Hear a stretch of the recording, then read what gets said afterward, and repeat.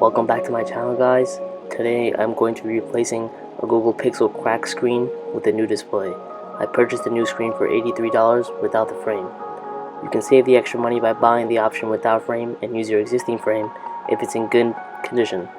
The toolkit I'm going to be using here is the iFixit Essential Electronics Toolkit. I'm going to start here by putting the device on a heat mat to loosen up the back panel adhesive. The back panel also has the wireless charging coil inside of it. With the heat and some alcohol, you can put a card between the frame and the back panel and start prying up.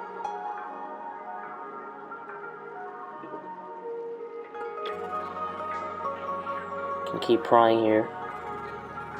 Just get the card between the back panel and the frame.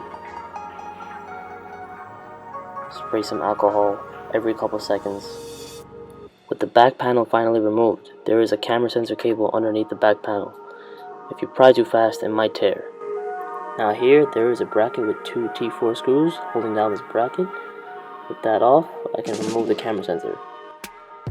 The back panel comes off. Now I'm going to remove the 5 T4 screws holding in the lower faceplate. These screws do get tricky sometimes.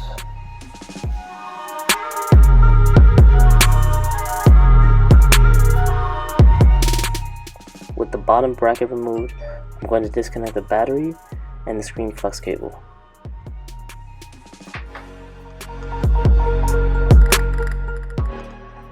I'm going to do a quick test before fully installing this new screen to make sure it powers up properly and all the touch is working. I'm going to connect it here.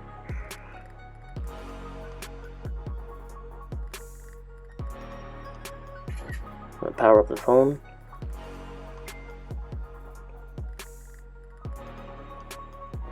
I'm just going to make sure everything is working.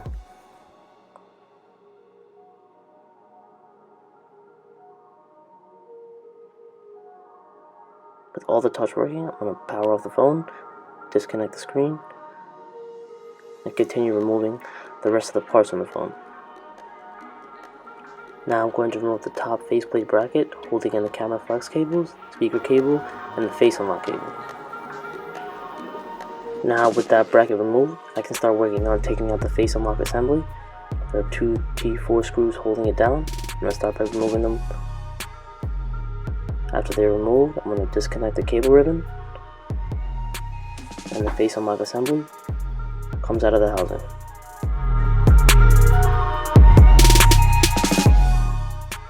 Now with that out of the way, I can start by taking out the camera flex cables.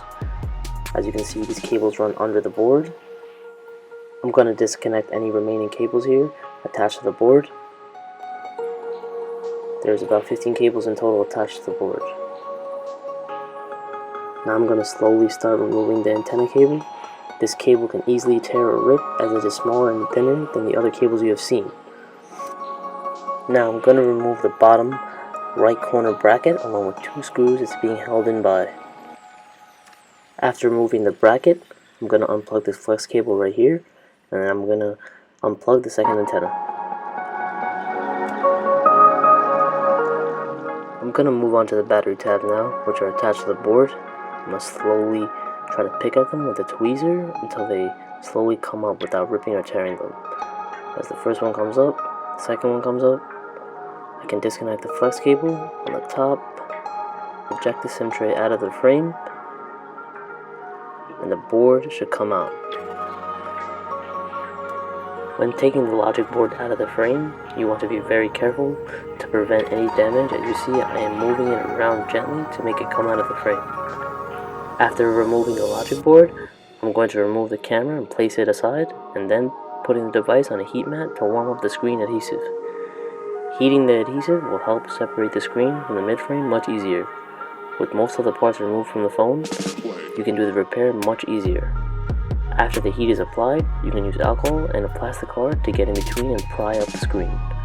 Since the LCD is already damaged on the phone, causing more damage to a broken LCD during the removal process does not matter. When taking off the screen, I'm going to work at the edges first and then work my way towards the middle. With the plastic card, I'm going to work around the edges of the screen, and then eventually work my way towards the middle.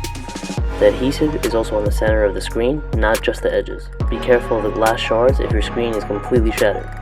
In my case, the screen was not severely cracked, so most of the glass stayed intact. With the old screen finally off, I can remove it and put it to the side. But before that, there's one part that you will need to transfer over to the new screen. I'm going to remove the earpiece speaker mesh with a tweezer gently without damaging it. Unfortunately, the new screen does not come with this, but it is not a problem to transfer it over. After removing the speaker mesh, I'm going to gently place that aside. Then next, I'm going to clean the outer frame adhesive first. The best way to do this is using a razor blade or alcohol. I'm using tweezers to remove the adhesive because it is more comfortable for me. After cleaning the outer adhesive, there are inner adhesive strips on the left and right side, and these strips are attached to small rubber supports, which are in the corners of the inner frame. These protect the OLED screen from touching the inner frame on all four corners. If you remove these supports, you might damage a new screen while installing it. I'm going to start cleaning the frame with a tissue and alcohol, removing any dirt or debris from getting between the screen and the frame when I install it. Once the frame is thoroughly cleaned, I'm going to apply the E6000 waterproof glue to attach the screen to the frame. I'm going to take a small flathead tool and gently apply the glue in small amounts around the outer layer of the frame. You want to take your time with this and apply the self-leveling glue neatly to make sure the new screen sits properly.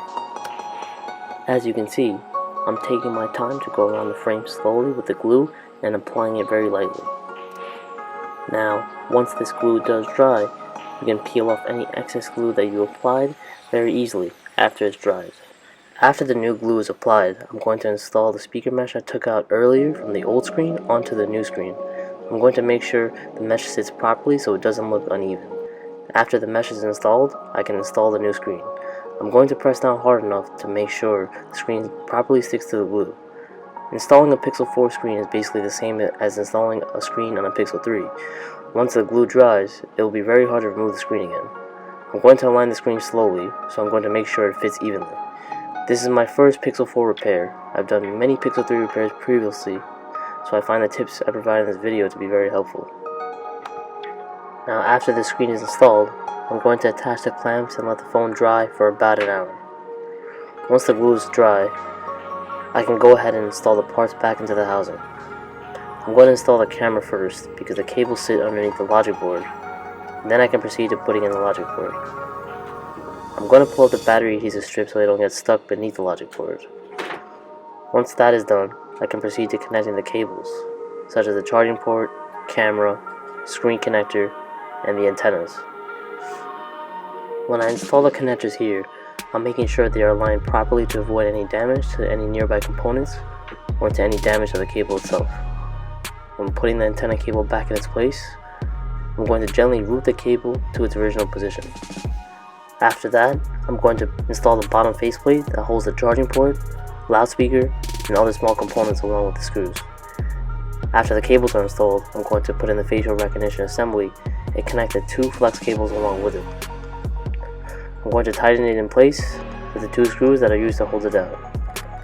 I'm going to do a quick test here after I install the facial recognition assembly to make sure the screen boots up again and the touch is working. I frequently do this on my repairs because you never know when you get a defective screen.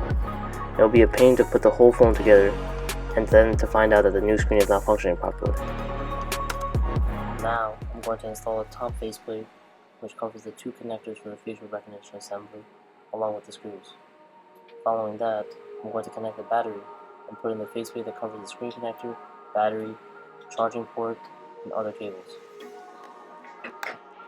After that is done, I'm going to apply the E6000 self-leveling glue on the back cover. I'm only going to apply a little glue here, just enough to seal it back up because the factory glue did not completely get ruined from the alcohol I used prior in the beginning to remove it. You can get this glue at any local hardware store or at a Home Depot if it is available to you. After the glue is applied, I'm going to connect the camera sensor cable and install the bracket and the screws holding it down. Then I'm going to close the back cover and attach the clamps I used on the screen earlier and wait about 30 minutes for it to dry. Once the phone is dry, I can remove the clamps and do a boot up.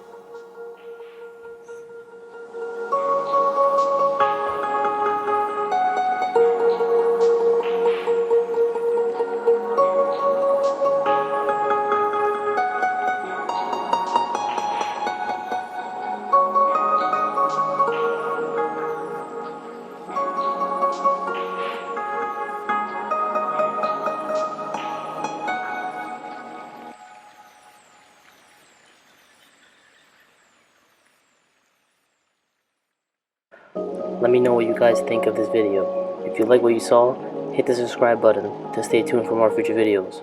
Also be sure to follow my social media. I post all different kinds of repairs that I do there, and the link is below. That's it for this video, and I'll see you guys next time.